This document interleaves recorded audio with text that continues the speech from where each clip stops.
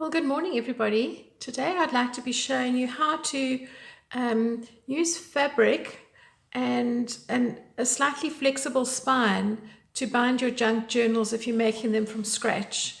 I will do a complete video of how to do everything step by step, but I do see on Facebook and on YouTube comments a lot of people saying that when they are working with papers and things to make junk journal covers, they're really getting a lot of wrinkling and the paper tears and things like that. So I'd just like to show you a simple method that I have used very successfully for a lot of books. I used to make them and sell them. And what I have here are several signatures that I have stitched together separately. So each of these signatures have been individually stitched together, and about 6 of them here altogether. So individually stitched.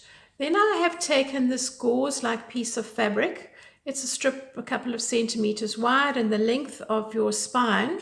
This fabric that I've got is called mull cloth, M-U-L-L. But if you don't have mull cloth where you live, I suppose you could use something like a piece of gauze or even a different nice firm piece of calico of some sort. What this does is that you put glue on the actual spine area where you're going to be joining the signatures together, and then you glue this down just on that spine area. So while you're working and you're getting this prepared, it is a good idea to have something like an old magazine cover, and you put that down over your signatures so that when you are gluing down the side with your wood glue or your PVA glue, that it doesn't go onto the signatures itself. We need to have this not secured to the front of these covers, and that will become clear in a moment. So you need to do that in advance, trim off any excess here that you might have, and then to assemble your actual cover, you need to have your piece of thick card. I use grey chip, which is a thick card. It's very similar to what you would get, slightly thicker than a cereal box. Maybe if you get those notepads with lined paper that the kids use at school, it's probably something like that. And your cover needs to be just slightly bigger, a little bit around the top and the bottom, and a little bit more than that around the side. So that will depend on you and what you intend to put in. Obviously, if you're going to make a really fat journal, then give yourself a little bit more space on the front end of the actual book. But the rest of it is not much of a margin, just a couple of millimeters either side. You can see here there's just a few millimeters here. Then you've got a front cover and you've got a back cover, and for each of those you need to cut a piece of fabric that is maybe about 2 centimeters larger on either side. So those covers are separate, and you've got a piece of fabric for each of those. Then this tape that I've got here is called bookbinder's tape. I'm sure you'd be able to order it online. Excuse me. But if not, again, I think you could use something like a strip of calico or something. Just use some fray check to stop the edges from fraying there, but it doesn't really matter. Something just to bind it. And then you will see that I have glued into the center of this another strip of grey chip card, which is the same size as the covers of my book. And this is going to be your spine. And I'm going to be gluing these ultimately together so that there is a slight gap between the spine and the covers of the book. And that's going to be what your hinges, so that your books don't all sort of get either stuck together so the pages don't open out flat, or the paper starts to tear on the inside of your cover. So that's what's going to give you the actual hinges. So now we're going to go on to another one that I've prepared. And I'm just going to show you how to actually stick the fabric down. Okay, so obviously there are a lot of glues and things that you could use to stick the fabric down with, and that's absolutely fine. Whichever one you choose is great. But I do find, because fabric is quite absorbent, that if you were to use a very wet glue, then the chances are that you might find that it actually goes through your fabric and it's not so good. So what I like to use for my fabric is a glue stick. This is a dry glue and it dries quite quickly, and it doesn't come through on the cover of your fabric.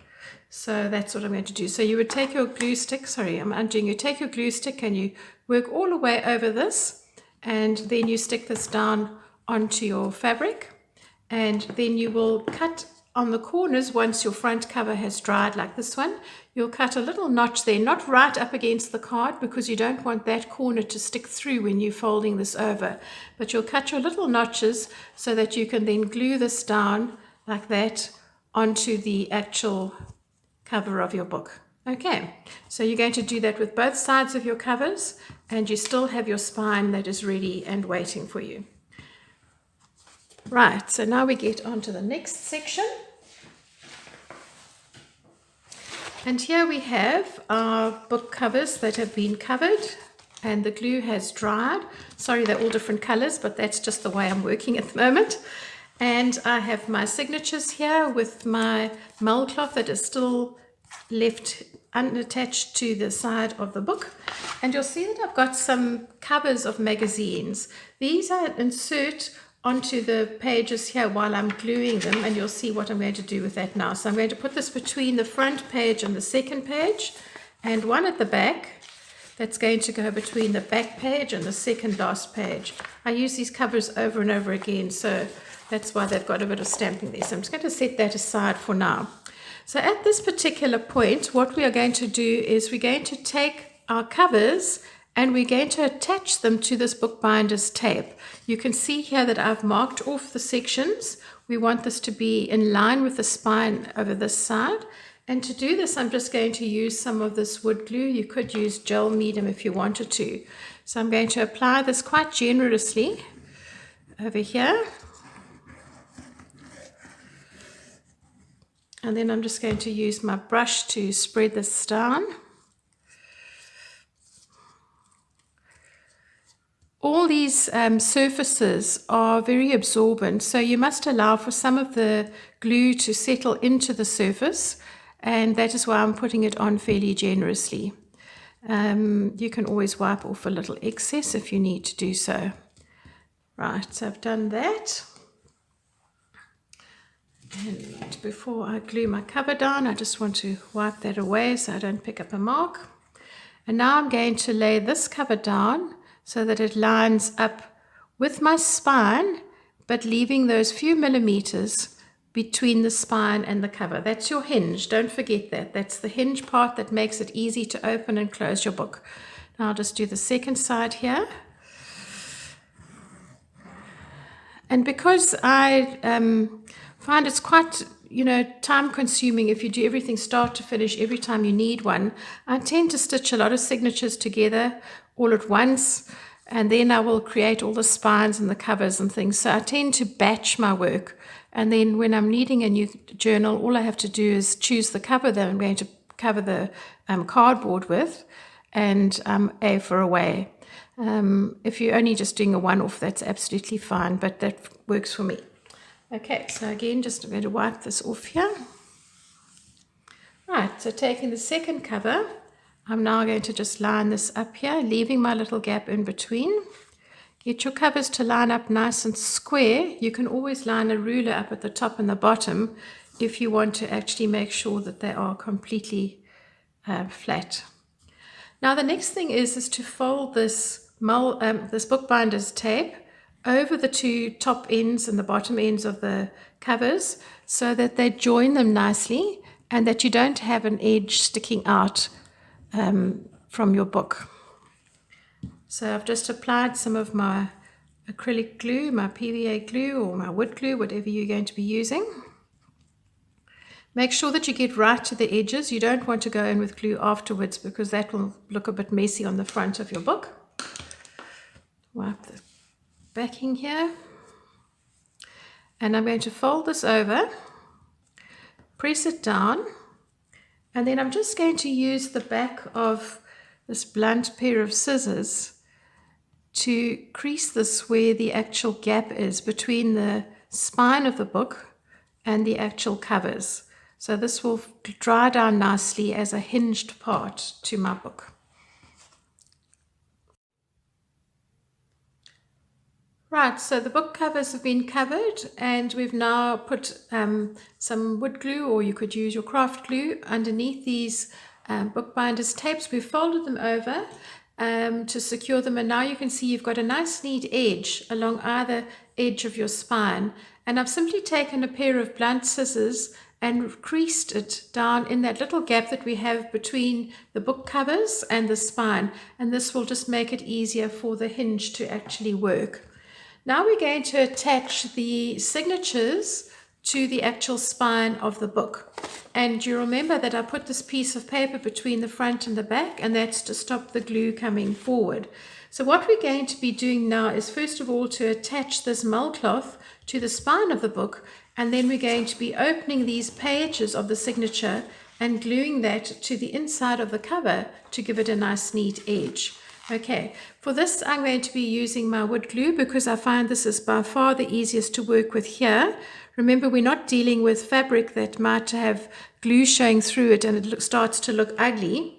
So I'm just going to squeeze some of this on, and I find the reason why I'm doing this is because the wood glue or the craft glue dries slightly slower, so if I do need to adjust this a little bit, that it gives me a nice opportunity to do that. Again, you need to make sure that you are really well covered with glue, and on the inside of the cover I'm not too worried about glue showing through because I'm going to be covering this inside edge of the fabric with this piece of paper or the card from my first page of my signature. So this is all going to be covered over.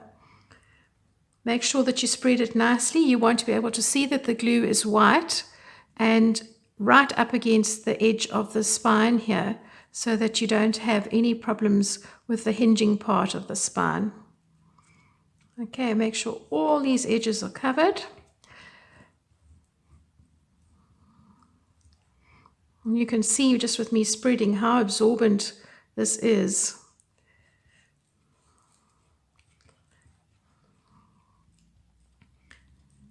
I do like to brush backwards and forwards and then up and down just to make sure that I haven't missed any spots, because it's horrible to have a dry spot and then the front inside page of your book has a bubble in it.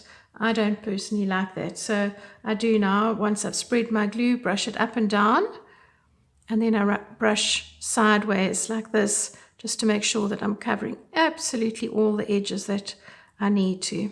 Okay, so this will take just a few minutes to do. Nice and wet and sticky, but you're working with cardboard for your inside cover and not paper, so you don't need to worry too much about this buckling as such.